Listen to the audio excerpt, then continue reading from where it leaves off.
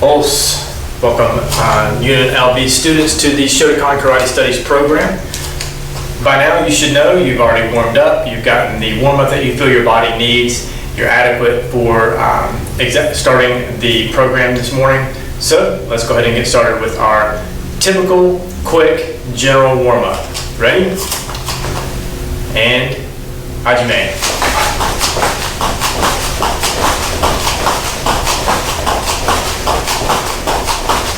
Ichi.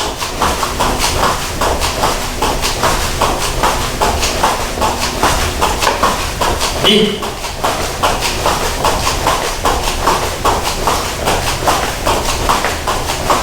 San.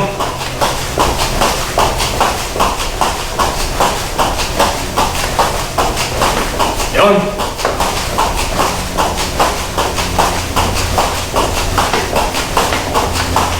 Go. Alright, warmed up good there. Let's turn to the side, bring our heels to our glutes.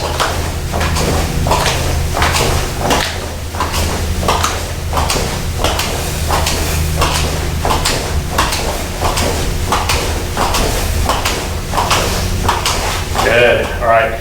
Let's go ahead and do some high knees as well. Get my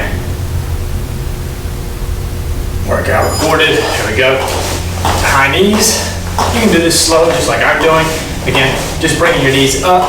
You can do it fast if you feel like kind of bouncing a little bit, working your calves a little bit. Or if you want to go slow, go slow.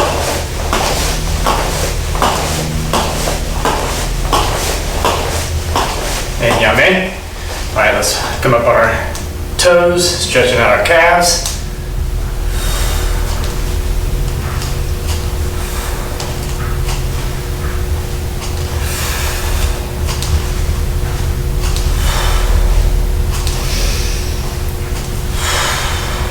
And yame. Very good. All right, let's go ahead and do some body hip twists.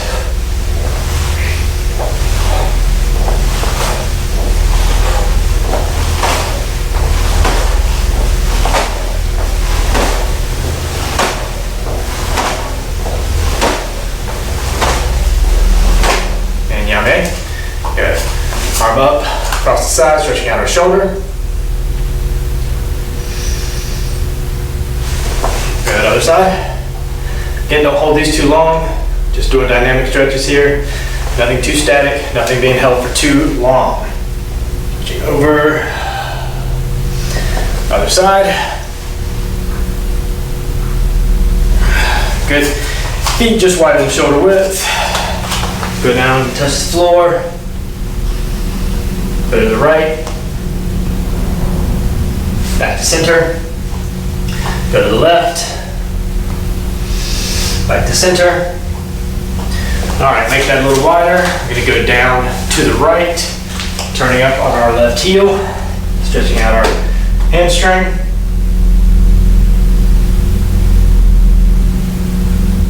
Good, now we're gonna turn to the left in a long front stance. Pushing on the quad here, pushing the knee over the toe. And down to a runner stand, or a runner stretch.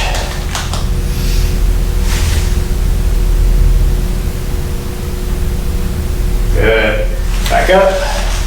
All right, we're gonna do everything to the other side now. Leaning to the left onto the right heel. Toes pointed up. Stretching out your hamstring. All right, let's rotate that all the way around. Good front stance, long, deep, pushing on the quad, pushing the knee out over the toe, getting a good stretch. Transition that into a runner stretch.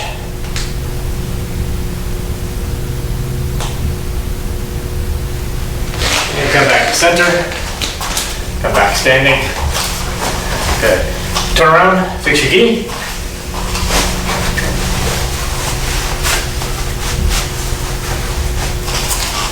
Back to me. Yoi. Subirachi. Free. Yoi. Seiza.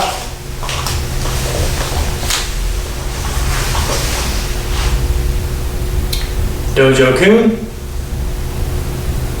一つ、人格完成に人を盛ること。一つ、誠の道を守ること。一つと力の精神を養うこと。一つ礼儀を重んずること。一つ景気の湯を戒めること。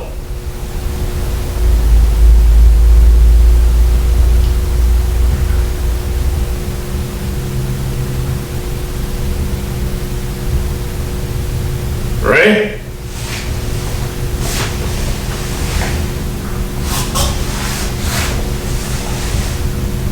That's it. よい。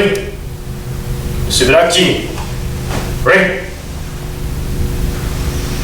よい。So today's class is an intermediate class, and it's going to be more of a lecture than it is an actual physical activity of class. And what I like to discuss today is getting better at kata and a lot of things that I see that people do or common mistakes. All right. So the first thing I want to talk about is rushing.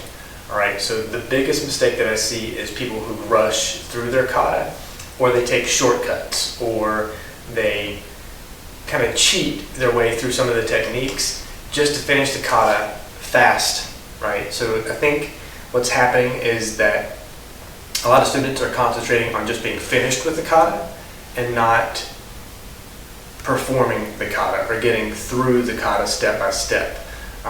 So what I would suggest for people who tend to rush or look like they're rushing is to do some of the things that we've done in the past, right?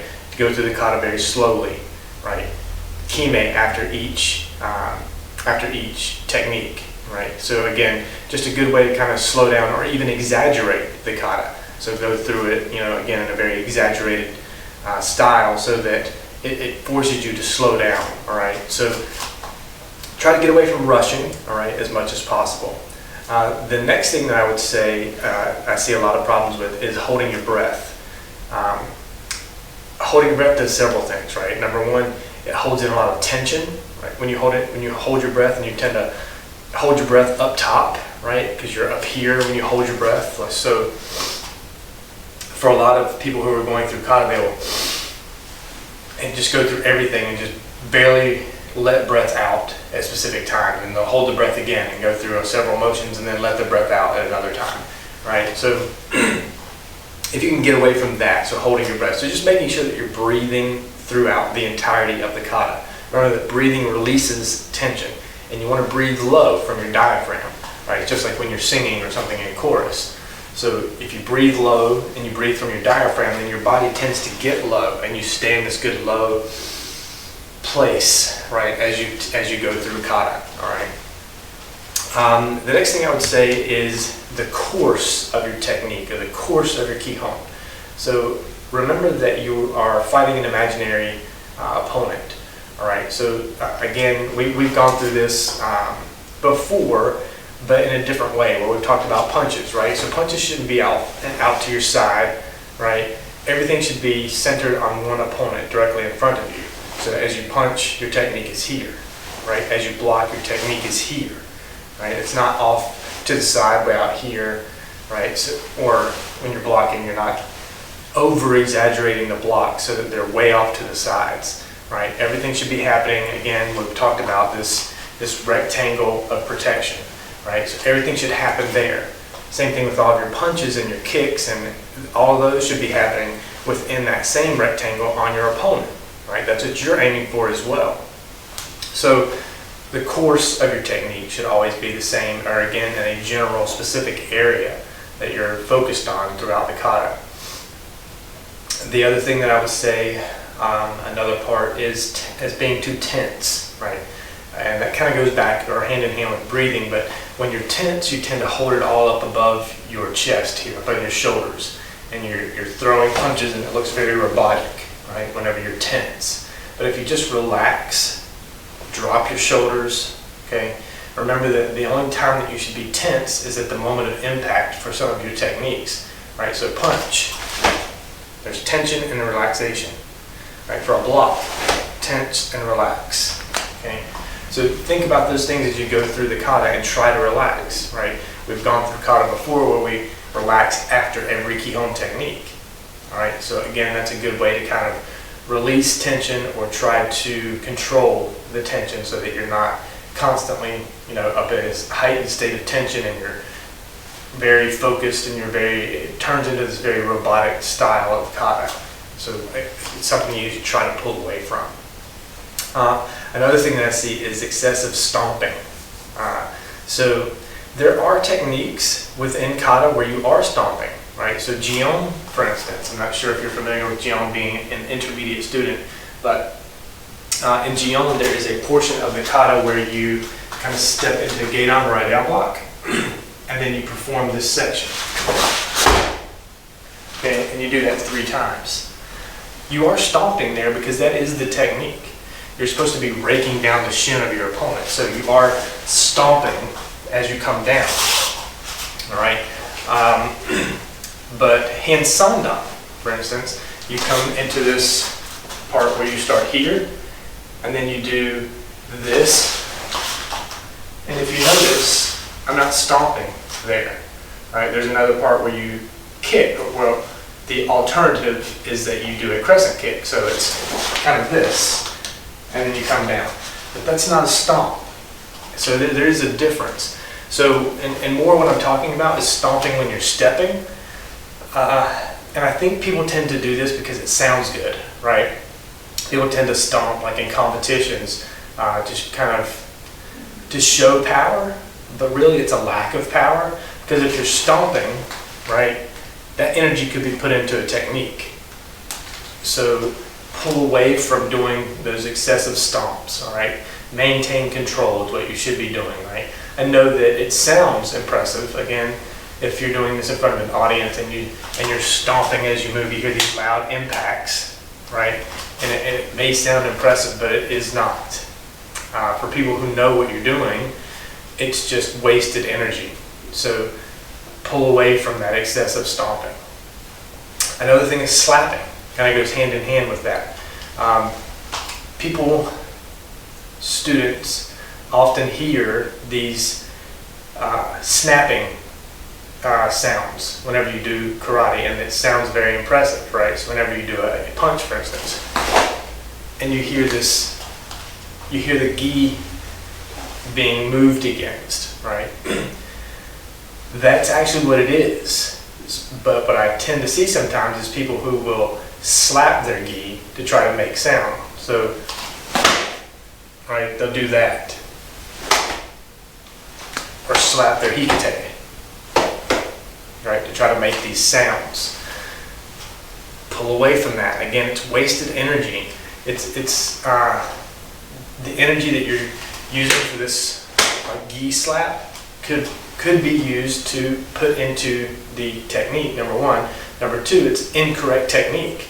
There's no reason for you to slap your arm as you do that, right? There's no reason to slap your arm and move into Gedan right down block, or slap your shoulders, or slap your sides, or when you're pulling into hikite to do this, right? I see a lot with Shotokan, because your hands come out and your other hand comes to here, and what people will tend to do is slap it to try to make this impressive sound, okay? And again, karateka, other students who know what you're doing, see it, and it's not impressive. They know what you're doing. They know you're just slapping your gi or slapping things to make this what sounds like an impressive sound of you, the power of your punch, right? If that's what you're trying to do, then focus on that, right? Try to focus on that punch being there. That don't worry about the hikite, excuse me, the hikite hand. Okay, that may make a sound whenever you're putting it back into the hikite position, but don't do it on purpose. Don't punch yourself. the sound that you're trying for should be the punch itself. Okay? So think about that. That slapping and stomping kind of, again, go hand in hand.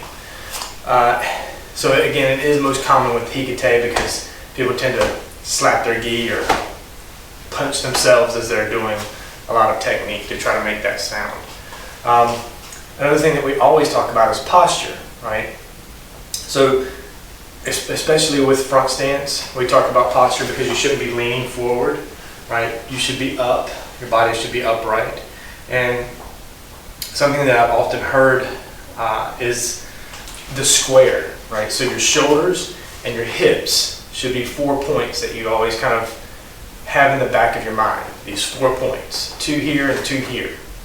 And so as those points should always be square, right? Even if you're turned, right, for Hanmi, they're still square. When you're in Shomen, they're still square, right? When you're in Kibidachi, they're square.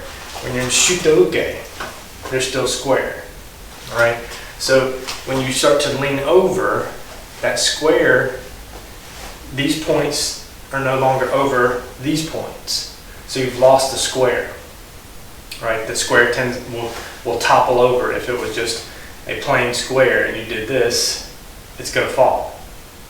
Okay, so think about that square and try to maintain balance with that square. So sure, it can shift left and right, yeah, but if it starts to fall or lean, it's going to fall.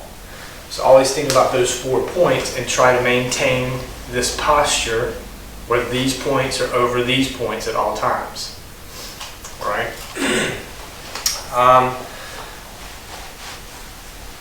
That kind of goes with balance. You know, like I said, that's the reason that people tend to look like they're going to fall.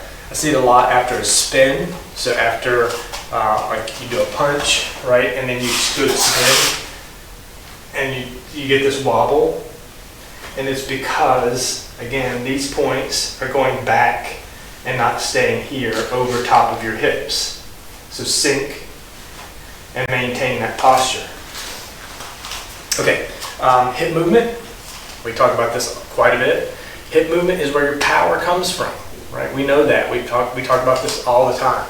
So in order to have good hip movement, you need to have good hip mobility. And so I've talked about this in my advanced classes that we're going to start doing some mobility style classes where it's not necessarily karate, but it's going to help with your karate. So we're going to do some hip mobility exercises. So opening up your hips, and another is your knees and your ankles, because a lot of people don't realize that hip mobility also is affected by your hips and ankles, right? So if I'm stepping into this good stance here, right, my hips are good, I'm open, my hips are square underneath my shoulders, but what's also affected?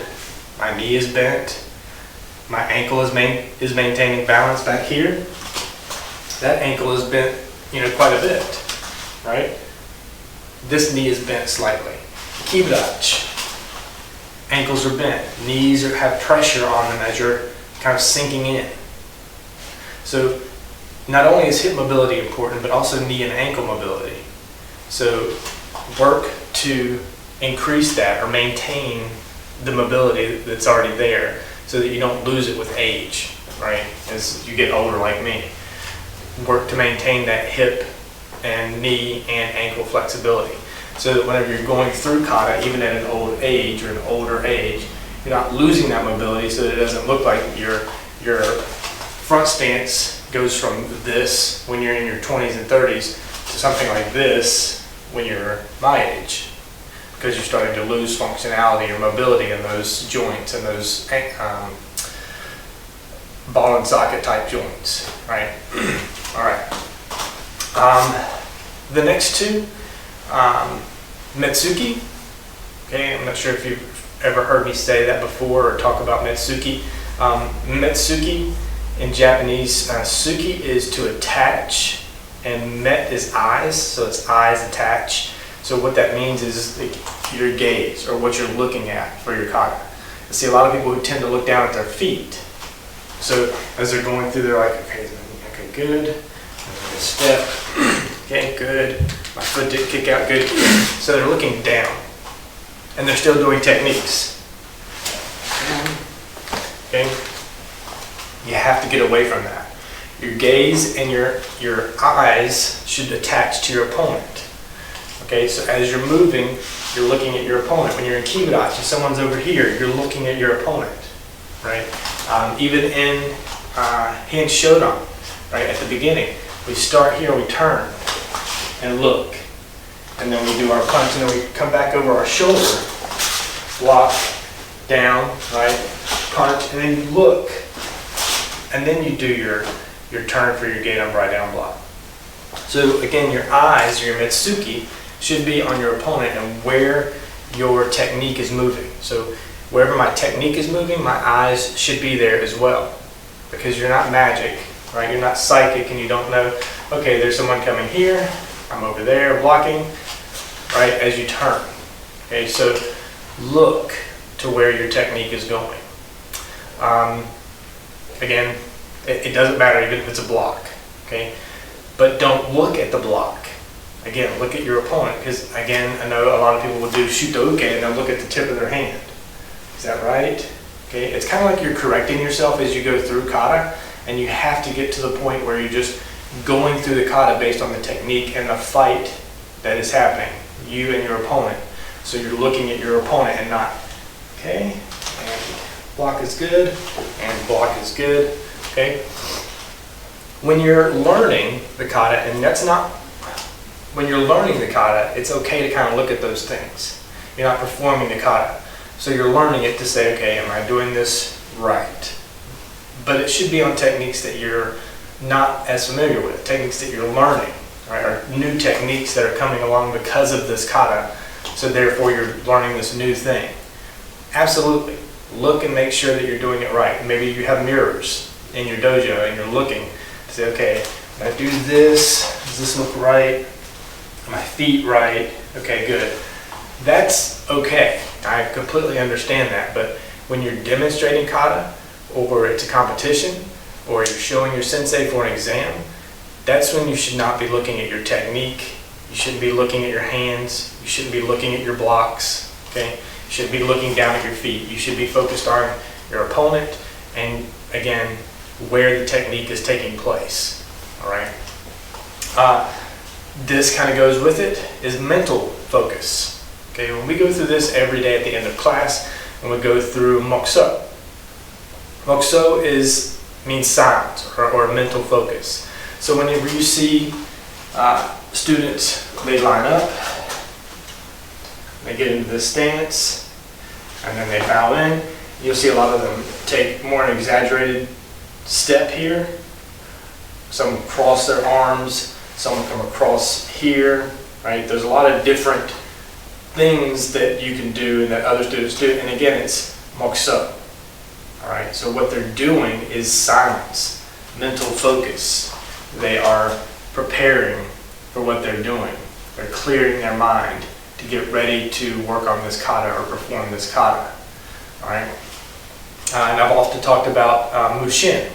Right, we know what Mushin is. Mushin means too many mind. Your mind is not focused, so you're thinking about too many things, right? You're not just thinking about the kata, right? You're thinking about the audience. You're thinking about the sensei that are watching, the other students that might be watching.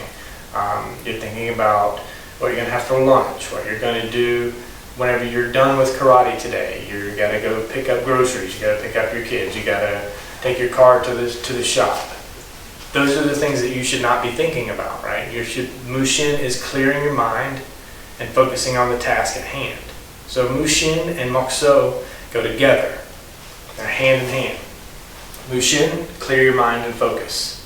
Mokuso, don't think about everything else that's happening around you. Think about what's happening right now. Think about this thing that you're doing.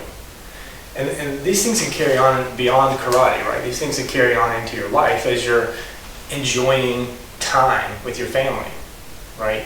You're in this more Mushin type thing. You're not thinking about all the things that are happening around you. You're thinking about this moment with your family, with your friends, this activity that you're doing together.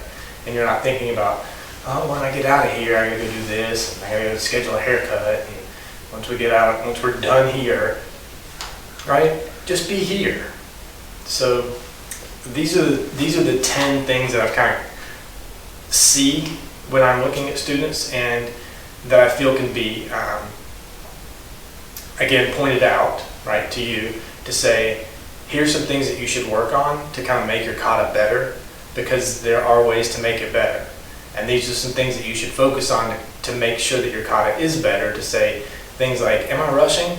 So just take some of these things into consideration, like, am I rushing through my kata? Maybe film yourself, right? Pop your phone onto a tripod, do some kata, and then go back and watch it. Are you rushing? Are you holding your breath? Right? Are you very tense? Right? Are you stomping excessively? I think you kind of know that before you even record. Same thing with slapping. It's a bad habit, but it can be easily broken. It's just sometimes it has to be pointed out for you to really get to say, oh, I really am slapping my knee there to try to make this sound. That kind of thing. Posture. That's always something you can go back and watch on video to say, is your posture correct? Are you upright? Are your shoulders over your hips and things like that? Again, those are very important things, and something that you could fail an exam over, right? You're not going to fail by holding your breath. You're not going to fail by excessive stomping, right? Since they may point it out to you and say, for some reason you're stomping when you step, or for some reason you are, I kind of see this slapping of your gi, or this kind of thing. They might point it out to you, but it's not a reason to fail. Posture is a reason you can fail, because that's when you're leaning over or you're losing your balance, and so you don't perform the kata well. So those type of things. But you can start looking at hip movement, right, and hip mobility, and those are things that you can work on to make your kata better. And then, like I said, Metsuki, Makuso, Mushin, so the mental part.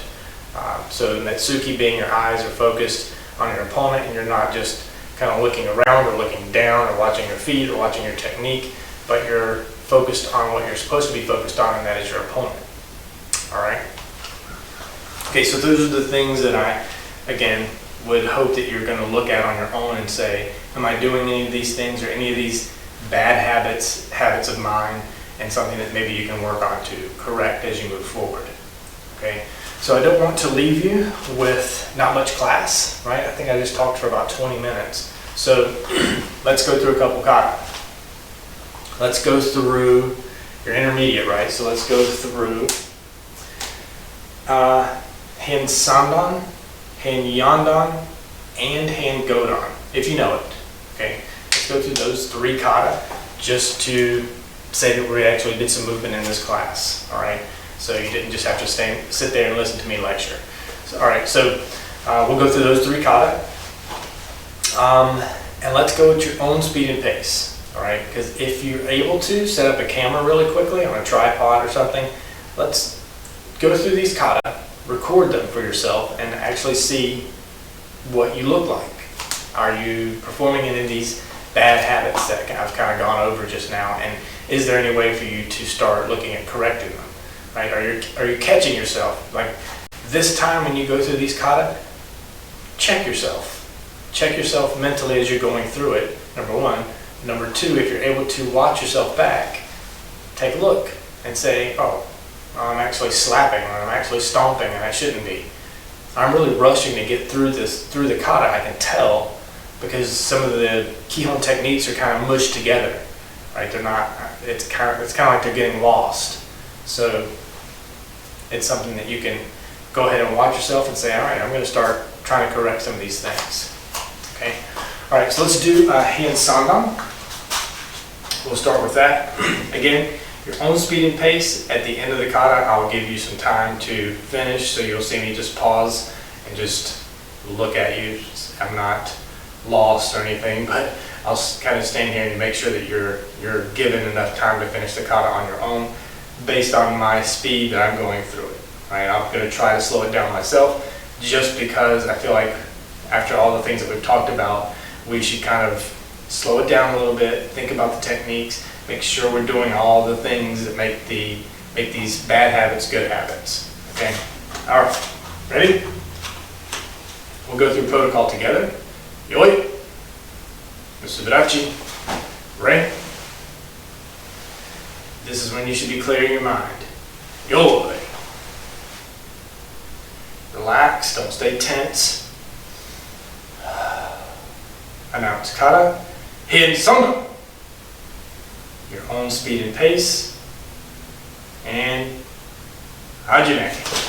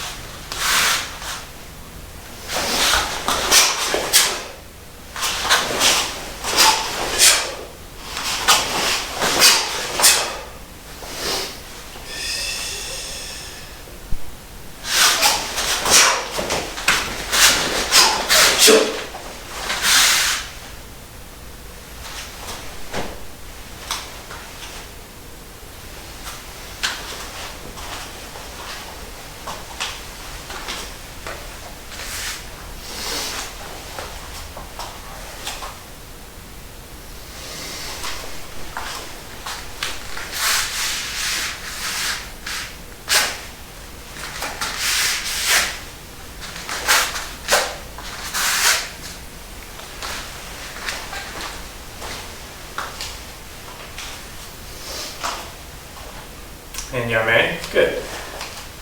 Cricket on the mat there. All right, so so there's hand samba.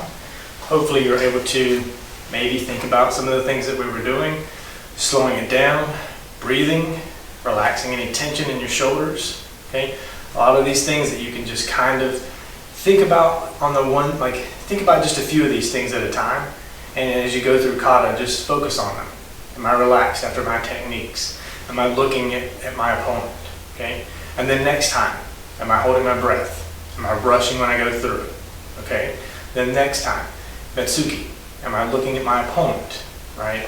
Am I slapping? Okay?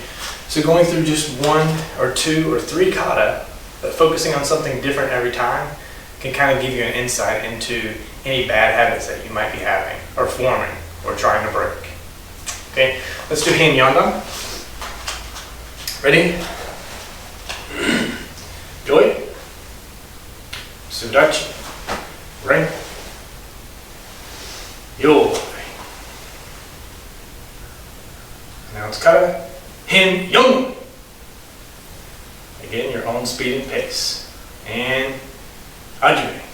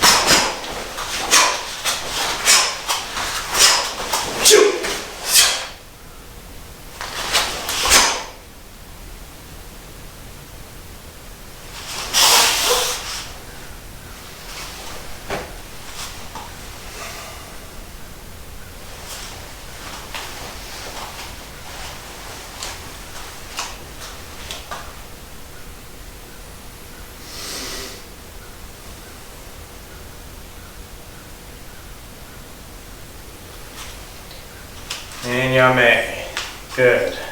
Alright. And yandan, again, thinking about 1 or 2 things, maybe finding bad habits, hopefully breaking bad habits, but at least identifying if you have any. Okay? Alright, let's go through Hin Godan. And if you don't know Hin Godan, if you're not familiar with it, maybe you're going to take this opportunity to watch, see if I have any bad habits. Maybe you can take this opportunity to go back and do Hin Yandan again. Try to identify any bad habits. Or maybe you're going to watch and then rewind the video and perform it with me. Okay? A couple options there. All good options, all great reasons to watch these videos and kind of get more insight into your karate and not being in a dojo and going through it one time and hoping you understand what the sensei said and hoping that you're not interrupting what everyone else is trying to do to get through class. Okay? Hand go down. Same thing, on speed and pace. And again, when you come to this position, this is when you should start clearing your mind.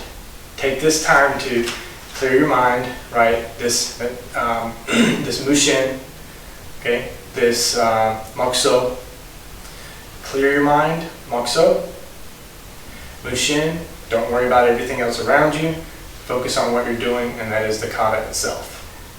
Okay? Ready? Yoi. Subarachi. Right? Yo. In. Go. Your own speed and pace. Hajime.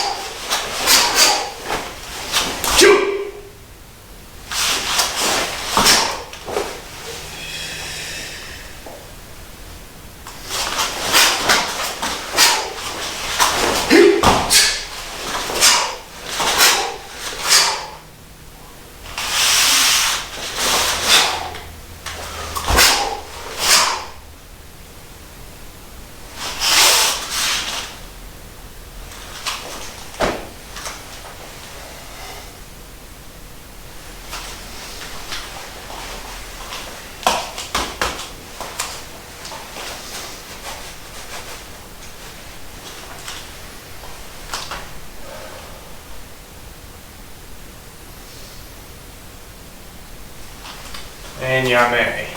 Good.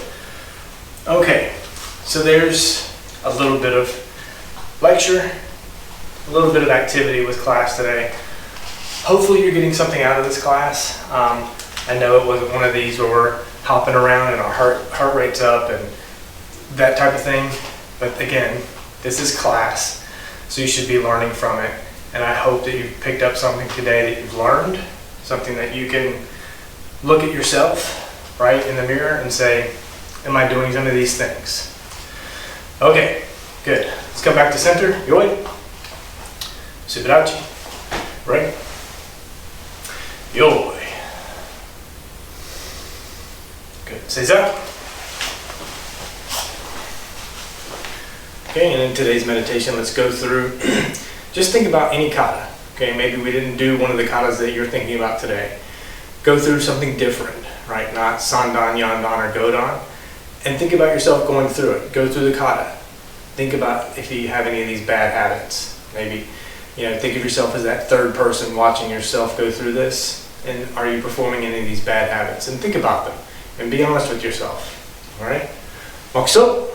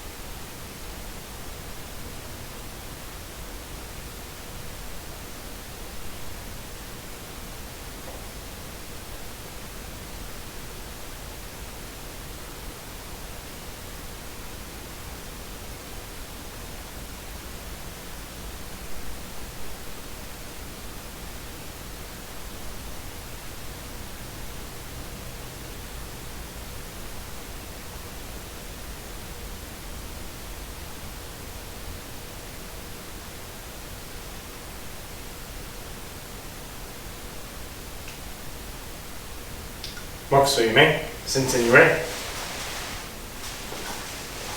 Tate. Yoi. Subarachi. Right. Yoi. Os. All right, students, thank you for joining me for this class. We'll see you next week.